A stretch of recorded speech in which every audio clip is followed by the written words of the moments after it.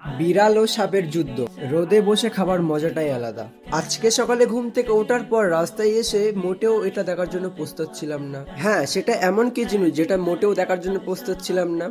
দেখাচ্ছি, তোমরাও দেখো। এদের মারামারি দেখার পরে তো আমি অবাক, কারণ আমি ফার্স্ট টাইম দেখলাম।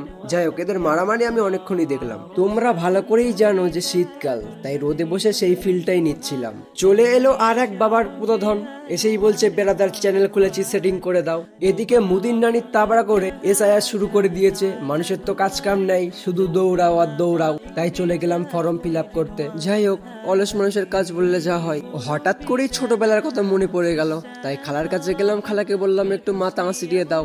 আজকে আবার শুক্রবার, তাই দেরি না করে চলে গেলাম পুকুরে গোসল করতে। একমাত্র গ্রামের লোকরাই বুঝবে পুকুরে গোসল করতে কত মজা, তার থেকে বেশি ছিল ঠান্ডা। যাই হোক, পাকামো করে তো লাভ নেই, তাই তাড়াতাড়ি 2-4টে ডুব দিয়ে নিলাম। তাড়াতাড়ি রেডি হয়ে চলে গেলাম মসজিদে নামাজ পড়তে, যেহেতু শুক্রবার। নামাজ পড়ে আসতেই উড়ে এসে জুড়ে বসলো আমার এই দাদু।